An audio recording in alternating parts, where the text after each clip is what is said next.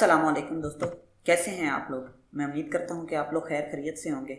दोस्तों, आज मैं आप लोगों के लिए MGT 101 का क्विज़ नंबर 1 लेकर हाजिर हुआ हूं।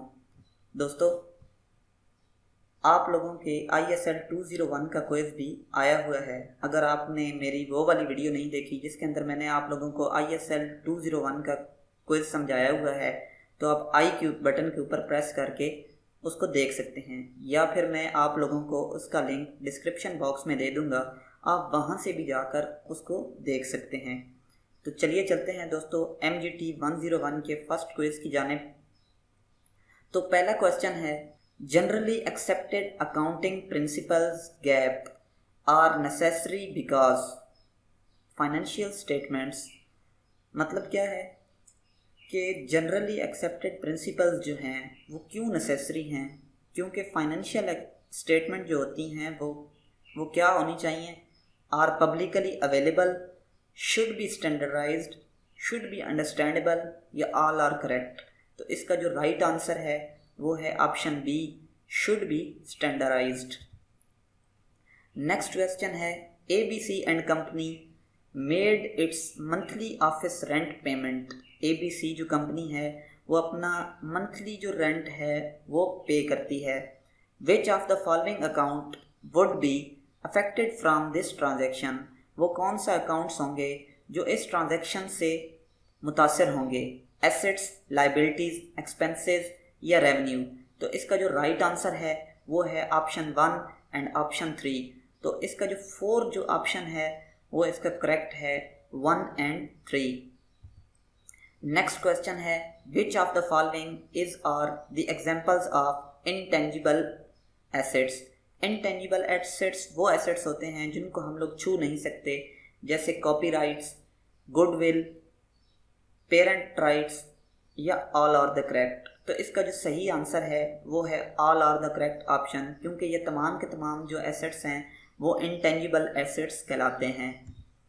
N expenditure whose benefits is finished or enjoyed immediately is called expense, liabilities, cost या income। तो इसका जो राइट आंसर है वो है एक्सपेंस, क्योंकि एक्सपेंस ही होते हैं जिनके जो बेनिफिट होते हैं वो या तो ख़त्म हो जाते हैं या वो फौरी तौर पे इंजॉय किए जा सकते हैं। All of the following are recognised as capital expenses except. तमाम के तमाम जितने भी हैं वो सारे के सारे कैपिटल एक्सपेंसेस के अंदर शुमार होते हैं, सिवाय इसके। कैपिटल एक्सपेंसेस वो एक्सपेंसेस होते हैं जो लॉन्ग ड्यूरेशन तक चलते हैं, जैसे फर्स्ट ऑप्शन है परचेज ऑफ लैंड, सेकंड है एक्वायरिंग ऑफिस बिल्डिंग, थर्ड है एक्वायरिंग फर्नीचर एंड फोर्थ है डिसबर्समेंट ऑफ फ्यूल बिल्स। तो इसका जो राइट आंसर है वो है डिसबर्समेंट ऑफ फ्यूल बिल्स, क्योंकि purchase of land, acquiring building और एक्वायरिंग फर्नीचर जो है ये लॉन्ग टर्म के एक्सपेंसेस हैं जो कि चलते रहते हैं। तो इसका जो राइट आंसर है वो है disbursement of fuel bills. Next question है, net profit is equal to income minus. Net profit हम लोग किस तरह से निकालते हैं, जब हमारी जो इनकम होती है उसमें से हम लोग एक्सपेंसेस को निकाल लेते हैं तो हमारे पास नेट प्रॉफिट आ जाता है। तो इसका जो राइट आंसर बनता है दोस्तों वो बनता है एक्सपेंसेस, यानी ऑप्शन 3। नेक्स्ट क्वेश्चन है, what is the proper order of the following steps in the accounting process. Prepare and analyse the trial balance, record relevant transactions and event in a journal, analyse each transaction and event from the source document, and last है post journal information to ledger account. तो इसको हमने सही order के अंदर लिखना है। तो इसका जो पहला ऑर्डर होता है वो होता है एनालाइजेशन, कि हम लोग एनालाइज करते हैं, analyse each transaction and event from the source document. Second पे हम लोग क्या करते हैं कि हम लोग रिकॉर्ड करते हैं रेलिवेंट ट्रांजैक्शंस और इवेंट को। इसके बाद हम लोग पोस्ट करते हैं जर्नल इन्फॉर्मेशन को लेजर अकाउंट के अंदर, और लास्ट में हम लोग prepare and analyse the trial balance. हम लोग लास्ट में प्रिपेयर और एनालाइज करते हैं ट्रायल बैलेंस को। तो इसका जो राइट आंसर है वो है ऑप्शन 3। नेक्स्ट क्वेश्चन है, which of the following is not characteristics of cash book. Cash book के ये जो हैं खसूसियात नहीं हैं।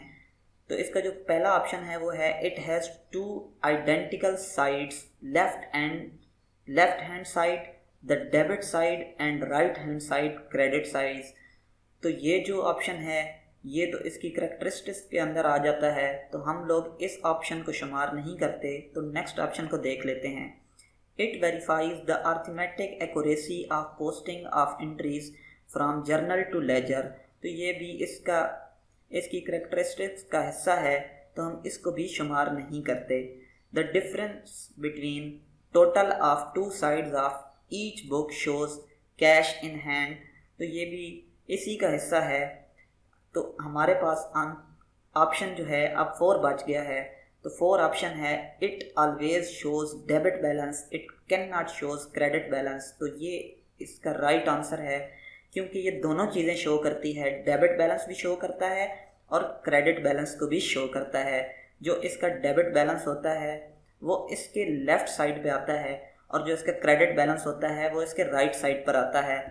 The investment of Rs 10,000 made by owner in business will have an effect on the following account। जो owner है वो 10,000 रुपया इन्वेस्ट कर रहा है अपने बिजनेस के अंदर, तो ये कौन से अकाउंट को इफ़ेक्ट करेगा? Cash account and capital account को, cash account and expense account को, capital account and revenue account को, या फिर लास्ट पे capital account and expense account को।